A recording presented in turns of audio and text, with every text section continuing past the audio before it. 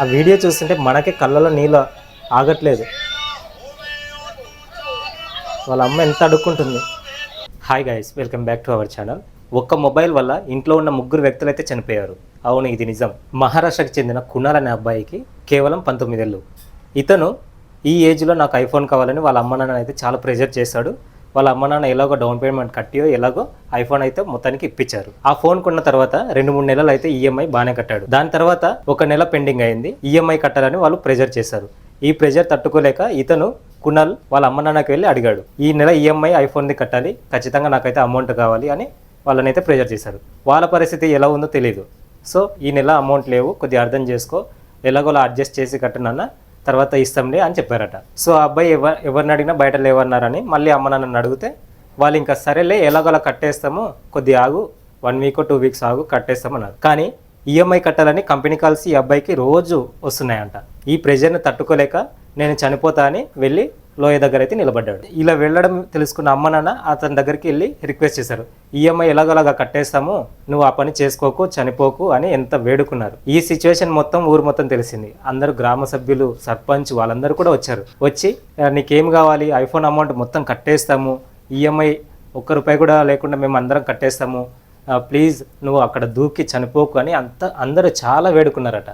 అయినా ఈ అబ్బాయి మరి ఆ ఈఎంఐ వాళ్ళు చేసిన ప్రెజర్కా లేక అతనికి ఏమి ఓపిక నశించిందో కానీ మొత్తానికైతే చనిపోవాలని డిసైడ్ అయ్యాడు. ఎంత బ్రతిమాలినా వాళ్ళ మమ్మీ డాడీ ఎంత అడుక్కున్నా కానీ ఆ అబ్బాయి అయితే ముందరికి రావడానికి ఇష్టపడలేదు. లోయలో దూకుతానని కొండపైన చివరిని నిల్చున్నాడు. ఫైర్ స్టాఫ్, పోలీసులు చాలామంది వచ్చారు. కింద లోయ కింద అదే జాలీలు అయితే పట్టుకున్నారు. కింద అబ్బాయి ఒకవేళ పడితే దాని మీదనైనా పడి సేఫ్గా ఉంటారని. కానీ అతను వేరే సైడ్ దూకడానికి వెళ్ళిండు.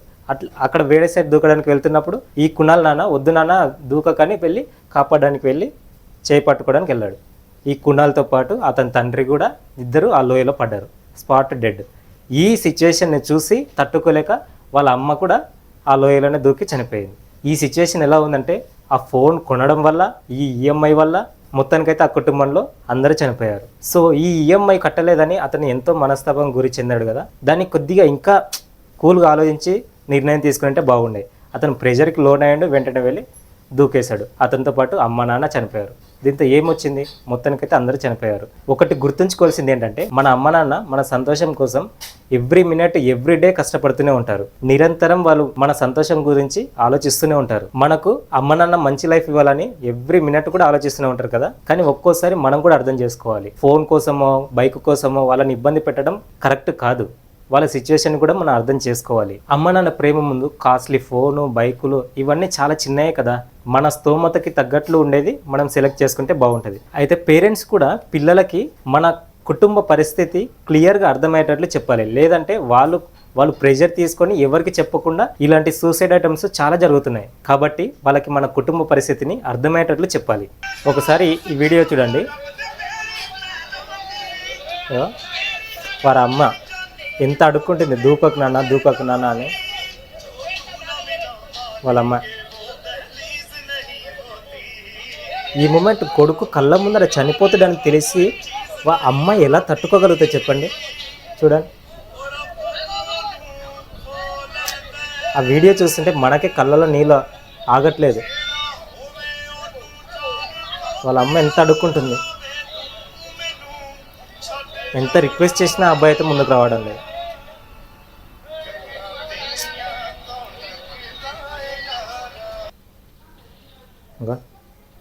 ఇద్దరు తండ్రి కొడుకులు ఇద్దరు పడిపోయారు కింద.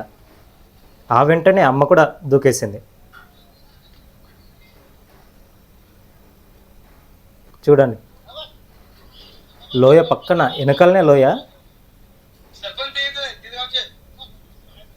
అందరూ ఊరు వాళ్ళందరూ కూడా చెప్తున్నారు, వచ్చే బాబు మేము ఇచ్చేస్తాం అమౌంట్ అని. కానీ అతను ఏం మాత్రం అర్థం చేసుకోలేదు. ఇక విసుగు చెందిపోయాడు అతని లైఫ్ మీదనే.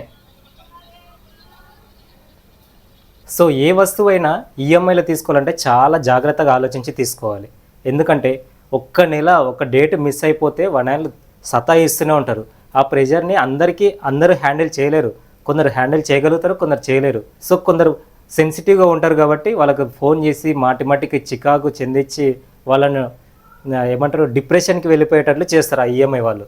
సో ఏ వస్తువైనా నెట్ పేమెంట్లో తీసుకుంటేనే చాలా బెటర్ అని తెలుస్తుంది. సో ఇతను వాళ్ళ అమ్మ నాన్న ఆ ఊరు వాళ్ళు అందరూ కూడా అడుక్కుంటున్నా అతను చనిపోవాలని బ్లైండ్గా ఫిక్స్ అయ్యాడంటే ఆ ఈఎంఐ కట్టాలని వాళ్ళు ఎంత ప్రెజర్ చేసి ఉంటారో కూడా మనం అర్థం చేసుకోవాలి. సో ఇక్కడ పోలీసులు ఆ ఈఎంఐ కంపెనీ వాళ్ళ మీద కూడా కేసు పెడితే చాలా మంచిదని అనిపిస్తుంది. సో మీరేమంటారు? దీనిపైన మీ ఒపీనియన్ ఏంటో ఖచ్చితంగా కమెంట్ చేయండి.